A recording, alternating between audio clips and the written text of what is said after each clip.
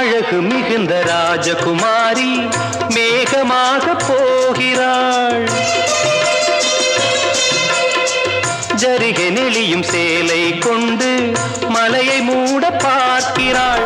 பள்ளம் சிலர் உள்ளம் என ஏன் படைத்தான் ஆண்டவன்?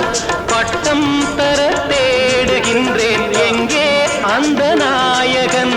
மலையின் காட்சி இறைவன் ஆட்சி. செந்தாழம் பூவில் வந்தாடும் தென்றல் என் மீது மோதுதம்மா.